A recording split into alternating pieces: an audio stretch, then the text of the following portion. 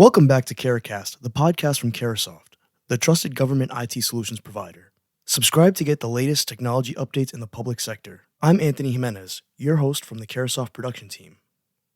On behalf of Entrust and Caresoft, we would like to welcome you to today's podcast, focused around utilizing HSMs to protect your cryptographic keys and adding a robust layer of security to prevent attackers from finding those keys.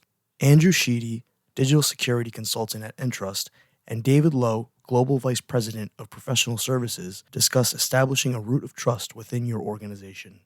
Hi, everybody. My name is Andrew Sheedy. I am with the Entrust Global Center of Excellence. My specialty is PKI. I've been in the PKI and credentialing space for close to 20 years, supporting federal agencies and some state and local accounts as well.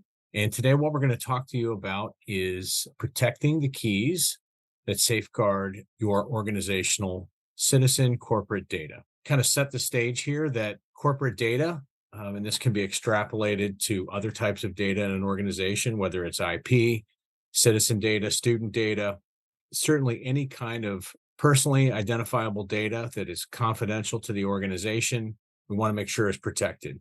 That's the crown jewels of the organization. We need to take steps to protect that data, and there are a variety of different techniques for doing that.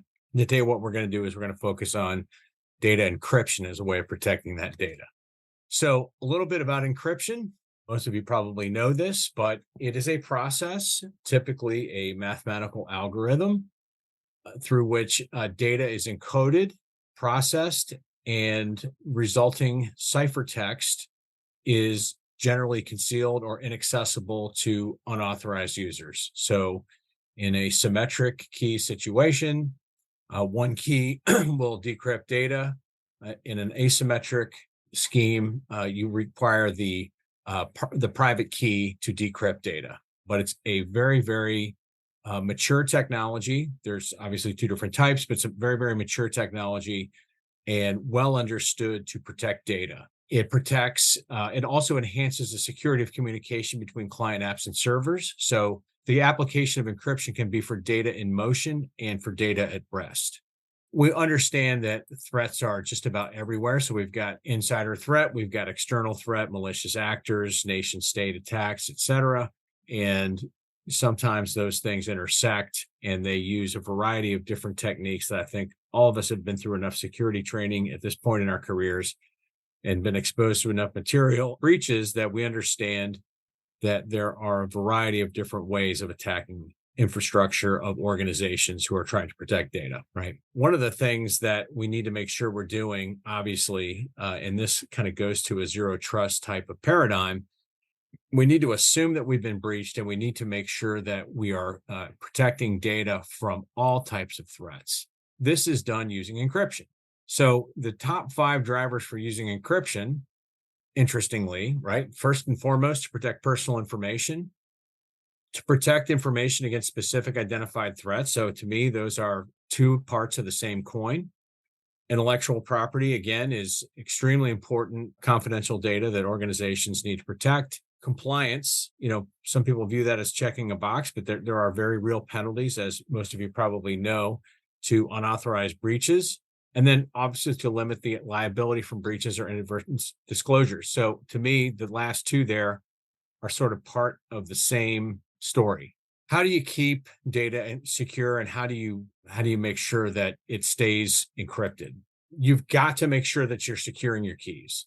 And we're going to get into that a little bit about how you do that with Entrust solutions.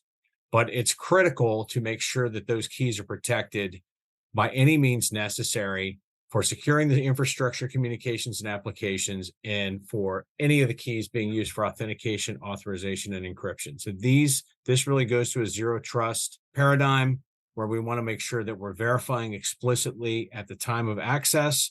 We're authenticating everyone in a strong fashion, including workloads, devices, and humans, and that all data is encrypted unless the user has access to a key that allows decryption of that data. And, we want to protect keys because obviously, especially in asymmetric situations, a single compromised key can expose the data. I'm going to talk about a case study real quickly here that kind of demonstrates what we're going to talk about. So that just a spoiler alert, we're going to talk to you a little bit about hardware security modules, which are very, very strong cryptographic devices. They've got modules inside of them that are designed to withstand a great deal of external pressure and protect keys to a very, very high level. Oftentimes, and I encounter this quite a bit in the work that I do here at Entrust, is that encryption of databases may be well understood, encryption of data at rest may be well understood, but what may not be well understood is securing an enterprise PKI with a hardware security module. And I'm just going to walk through a case study. This was a large North American manufacturer that is a customer of ours. Was not prior to this, but what ended up happening was their certificate authority infrastructure, their PKI, was run on premise and was compromised by a malicious actor using known exploit tools. These tools were published and presented at Black Hat in 2021. Ultimately, the attack was successful because the customer did not deploy a hardware security module to protect their root and issuing CAs. What ended up happening was the malicious actor was able to compromise the network initially. They were able to export the signing keys of the root CA, which was basically an authoritative certificate authority for their Active Directory infrastructure. As a result, the user was able to stand up a rogue CA in their environment and then was able to serve actual authentication requests to users, get a copy of the Active Directory database, and reverse engineer passwords and Kerberos tokens or Kerberos tickets, for user authentication. So it was a real disaster for this customer. When we were brought in by a third party at that point, our recommendation was we had to essentially take down the PKI. So we revoked all of the certificate authority certificates. We deployed with best practices a new root and new issuing CAs with HSMs this time, and proper architecture and proper tuning. We had to push out the new CA certificates, and all new endpoint and subscriber certificates were reissued. This took a period of 6 weeks, I think, from beginning to end. So it was not a quick solution. The conclusion coming out of this is that, for very, very straightforward best practices, and all vendors in the security space will recommend this, is to deploy HSMs for your critical infrastructure, especially your trust anchors in your organization. I am going to pass over to David Lowe for the second part of the presentation.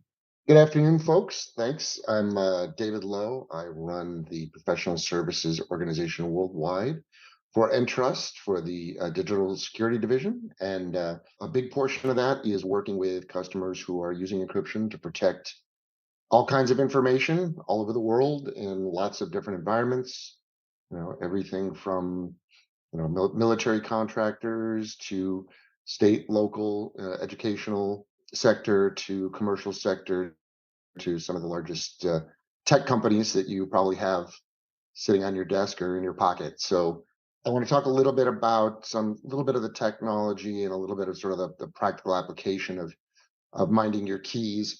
One of the things that we talk to our customers about is when you store keys in software, as Andrew had sort of talked about how that was done in that case study, it is pretty easy to find software keys that are in storage. If you happen to know the operating system, you happen to know or have access to the file system, it's pretty easy to scan those environments and find software keys. So sometimes when people see the case studies and think, oh, that's a one in a billion shot, that'll never happen to us. It's got to be some high level state actor that's doing something like this. These tools are available freely online. It doesn't take a team of PhDs to do this stuff. So it is pretty easy to spot crypto within an environment. When we think about cryptography, there's a saying is, crypto is easy, it's key management that's hard. And that's because it's not, the cryptographic algorithms have been out for a long time. There's new ones that are coming to, deal with a post-quantum threat. There is sort of one thing that they all have in common, and that's, they need keys to operate. whether it's a single key for symmetric cryptography or two keys for asymmetric cryptography. You have to be able to securely create those keys.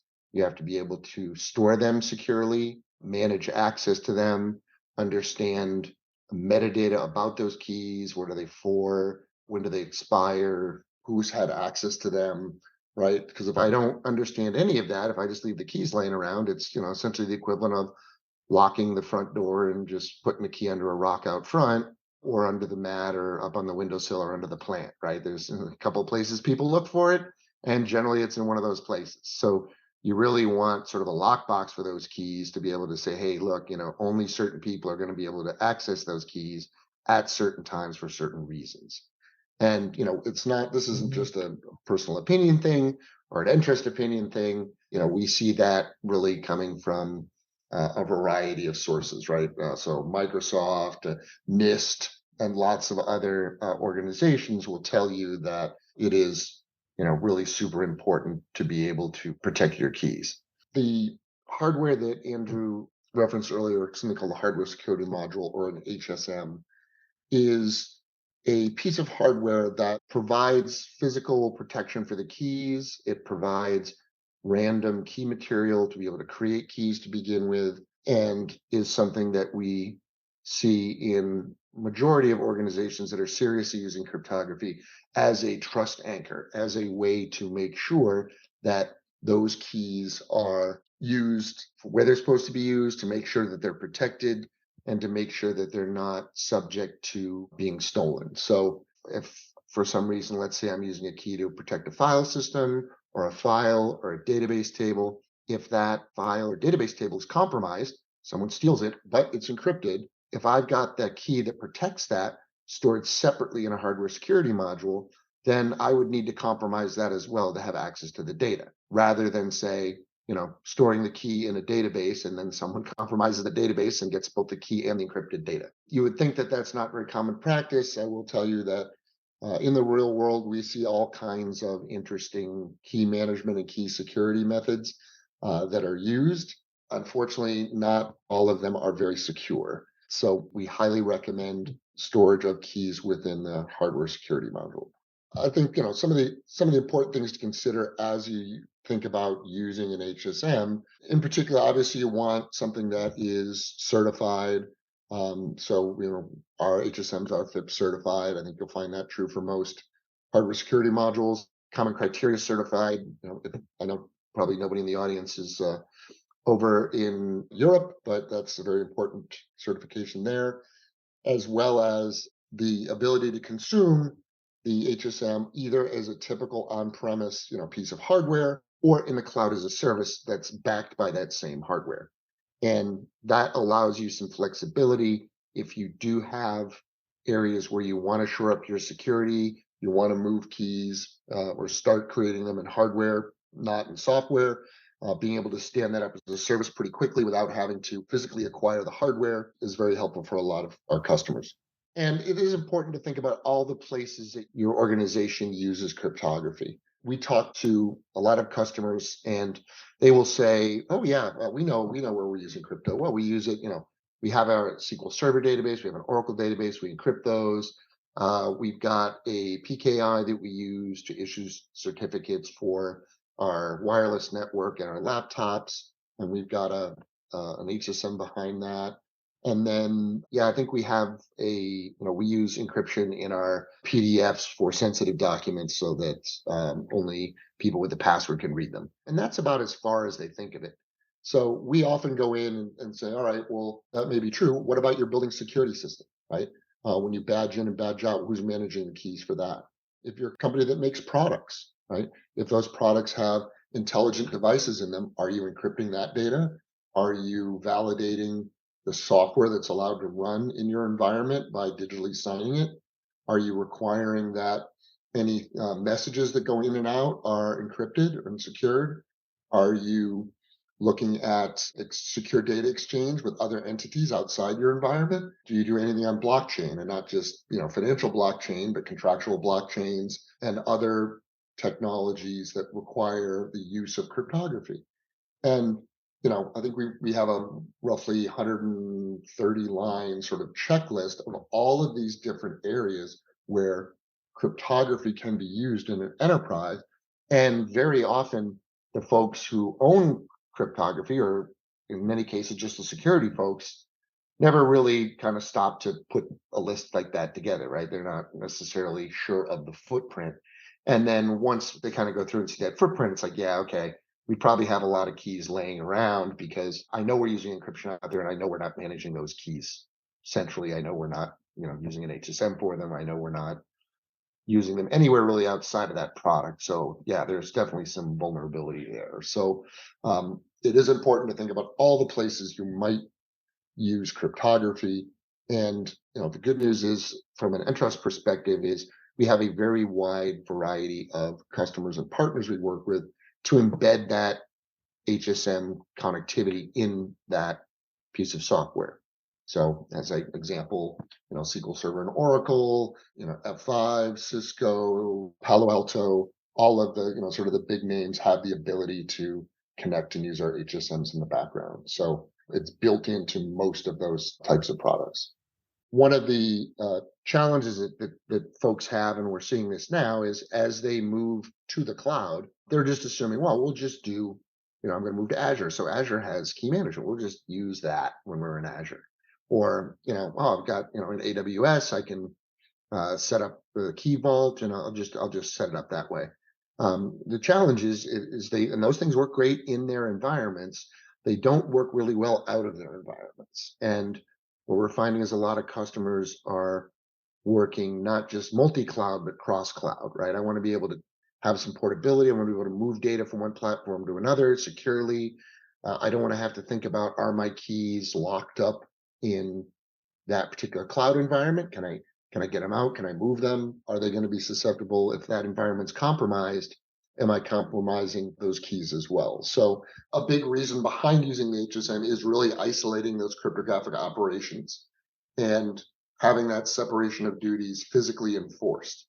So, if I am the system admin for Windows, I'm a Windows domain admin, and I have the ability to go in and define what keys are used for my certificate authority or for issuing certificates to my devices that are attached to my domain. That's great. I want to be able to do that. But when I create a new certificate for that, I want another party to be involved. Because that's not something I do every day. It's something that requires a lot of trust, right? Because any certificate generated off of that is going to be trusted. So I've got to make sure that that is secure. I may want somebody in the cryptographic operations group to get their smart cards out of the safe and put them in the reader and validate that key is being issued to me for that purpose. Just sort of an example of physical separation of duties. And then all kinds of interesting things you can do with cryptography and hardware security modules. And I think the biggest thing to think about really is just this really is the keys to the kingdom. And I have to make sure they're secure. If I don't, particularly if I have things that are the root of trust, the root of trust for certificate authority, the root of trust for database encryption, the root of trust for identity within my enterprise, if that's compromised, then everything underneath it is compromised.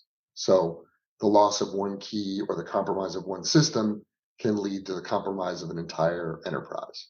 I think that's really kind of some of the material I wanted to close out on. And certainly, for those wanting more information around our hardware security modules can find us at entrust.com/HSM. I will close out the presentation portion of this by thanking everyone for attending. And I know that there's certainly lots of details you can cover underneath this topic, but we wanted to kind of give a broad brush of why it's important to protect your keys in a hardware security module and what the potential impacts can be if those keys are compromised. Thanks for listening, and thank you to our guests, Andrew Sheedy and David Lowe. Don't forget to like, comment, and subscribe to Caracast, and be sure to listen to our other discussions. If you'd like more information on how Carasoft or Entrust can assist your organization, please visit www.carasoft.com or email us at entrust@carasoft.com. Thanks again for listening, and have a great day.